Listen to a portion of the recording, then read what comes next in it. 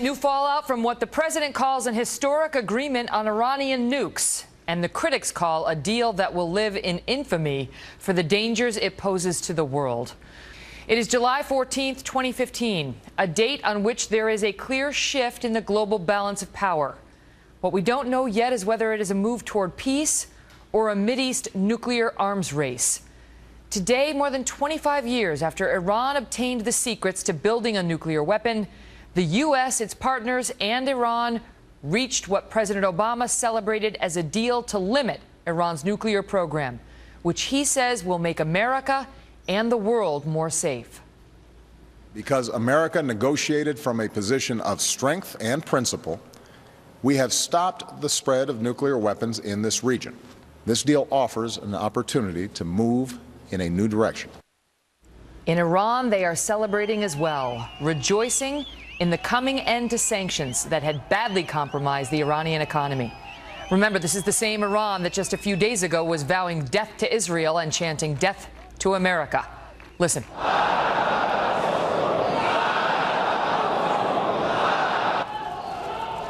Less than 1,000 miles away in the Israeli capital, a very different reaction.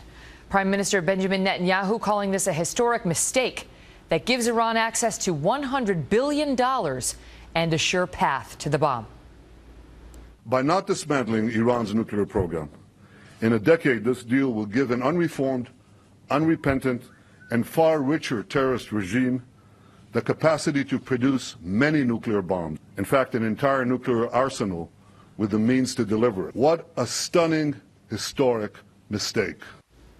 A member of Mr. Netanyahu's cabinet was less delicate, saying, quote, "Today, a terrorist nuclear superpower is born, and it will go down as one of the darkest days in world history." Here is how the deal breaks down and why the critics are upset. The key part of the agreement cuts the nuclear fuel supply line by reducing stockpiles of uranium, limiting access to new supplies, and slowing the enrichment process. It creates a system of verification and inspections, and it keeps certain sanctions in place until Iran complies. But Iran gets nearly a month's notice before those inspections actually happen, and only if the overseeing nations, including Iran, agree in the first place that inspections are warranted. Iran gets its economy back. The money spigot is turned back on to a country that has repeatedly used its military and financial resources to murder Americans. Iran also gets something the chairman of the Joint Chiefs, Martin Dempsey, recently said should never happen under any circumstances. A ban that's now in place on its access to arms and ballistic missiles will be lifted in 5 to 8 years, if not sooner.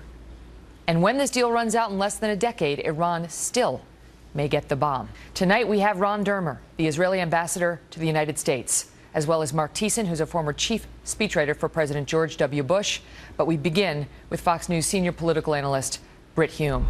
Brit, your thoughts on the deal? Well, Megan, it's not as if the United States got nothing out of this. Iran's nuclear program is hindered and delayed for a period of time. The problem, of course, is that after that period of time, the program is basically permitted. It is, I think, inevitable that Iran then becomes a nuclear power, which is something these negotiations were ostensibly designed to avoid ever happening. In addition to that, as your summation of what's going on here mentioned, the verification process to see that Iran is living up to the deal is a complex and somewhat unwieldy affair involving having a committee of nations determine whether the requested access to a certain site in Iran is necessary, and it could take up to 24 days for that all to be vindicated, and that, of course, would provide potential time for Iran to do away with anything that the inspectors might find. Now, the argument is made that that's not enough time and so forth for them to do away with it all, and we're going to be hearing all of that play out in the weeks ahead, but there it is. And in addition, of course, it was always said by the administration that these sanctions, which Iran has been so desperate to get lifted, would snap back into place were there any violations. Well, it turns out that that's not quite the way it would work either. The so-called snapback process is one in which this same committee of nations with Iran on it would have to agree to would have to go along with all that And of course, everyone knows that once a sanctioned regime is lifted, it is exceedingly difficult to get it reimposed. And key members of that committee are European countries which are dying to resume trade with Iran and have been restrained by the fact that the international community and the UN, of course, has imposed this sanctions regime, leaving the United States in the position where it could reimpose sanctions if it chose to do so, but it would only be American sanctions and not sanctions for so much of the rest of the world. So those are a couple of the things that have set off the alarm bells that you've been talking about that have been coming from Israel and many quarters within the United States as well. But the president came out today and spoke to some of these issues and said, he said, consider what happens in a world without this deal. He basically said the world was tired of these sanctions, and there is support for that notion that our European partners were going to bail and others were going to bail and loosen the noose around Iran anyway. And so tightening the sanctions was not an option. And their response is, therefore, it's better to have some deal that slows down the program for a decade than to pretend we were going to get greater sanctions and crack down on Iran when the reality is we were losing our partners in that effort. That's probably, Megyn, the best argument that can be made for this agreement, that the sanctions regime was slipping, as sanctions regimes will, and that we didn't have good options here. Some of the same people, by the way, that are making that argument on behalf of the Obama administration disputed that argument when it was made by the Bush administration as to one of the reasons we had to go after Saddam Hussein. Remember, he was supposedly hemmed in by sanctions, and that regime was beginning to slip, which is one of the reasons why he was the box that he was supposedly in. The fear was that it wasn't going to hold him for very much longer. But that aside, Megyn, that's probably the best argument that can be made, and you will hear it in many forms. One of the forms you'll hear is that it was either this deal or something very like it or war. And some pessimists, even critics of the deal, think that may be so. John Bolton, for example, thinks that the only option now, because the deal cannot be undone, he doesn't believe, is to strike Iran, and that Israel will have to do it. So there is some support for that argument. Nevertheless, Megyn, remember this. You may recall the administration insisting that we didn't want to bring up the subject, for example, of the Americans held captive in Iran because we were trying to stick to the nuclear piece of this. Well, it turns out in this deal, as you mentioned earlier, that the ban on conventional arms sales to Iran will be lifted as well. That's the opposite of nuclear, conventional. What's that doing in there while our hostages are how still did that get in there at the last minute? Well, it does suggest that the administration was so eager to make a deal that it let Iran throw that concession request in at the last minute, and they got it. Britt, thank you. You bet. So as Britt just mentioned, the hardest part of selling a deal with Iran is that it involves Iran. This is, of course, a country that has supplied weapons to groups like Hezbollah and Hamas, is listed as a state sponsor of terror, and is directly or indirectly responsible for killing or injuring hundreds, maybe thousands of U.S. soldiers. In fact, the chairman of the Joint Chiefs, as I mentioned, made clear a week ago that in no scenario should we lift our weapons ban on this country. Under no circumstances should we relieve pressure on Iran relative to ballistic missile capabilities and arms trafficking. But that's what we just did.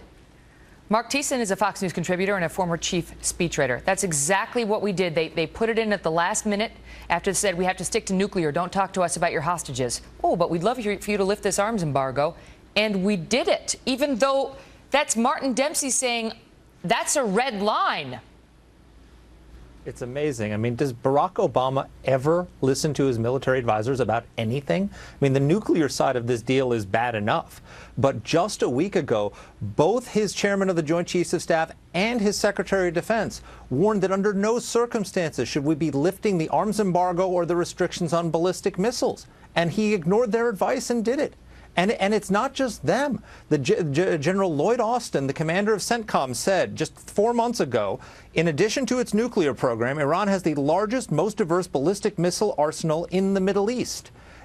A year ago, the head of our Missile Defense Agency said that Iran could develop and test an ICBM capable of reaching the United States by 2015. So they have a one-year breakout for a ballistic missile to reach us. So not only are we paving the way for a nuclear bomb, this deal is paving the way for the missiles to deliver it. So what is this about? I mean, because many people have said this is about Barack Obama wanting a legacy issue.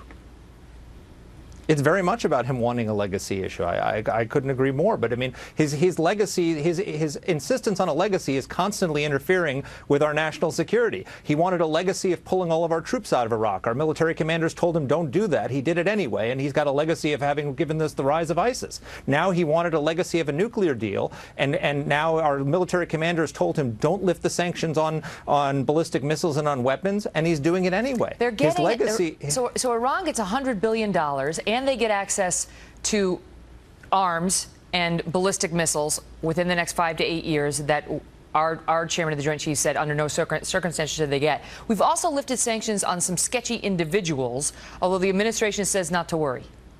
Yeah, according to the Iranian side, they've put this out. The sanctions are lifted on General Qasem Soleimani, who is the terror mastermind of Iran. This man is responsible for the deaths of more Americans than any living terrorist. He's personally responsible for 1/3 of the U.S. casualties in Iraq during the Iraq War because he created and funded the Shia militias and gave them explosively formed penetrators that killed literally hundreds of American troops. And we're lifting sanctions on him? He has nothing to do with the nuclear program. He's under sanctions for terrorism. Why are we lifting sanctions on a terrorist? Well, they're claiming like one part of the money is they're lifting not the terrorism sanctions but other sanctions. Mark, thank you.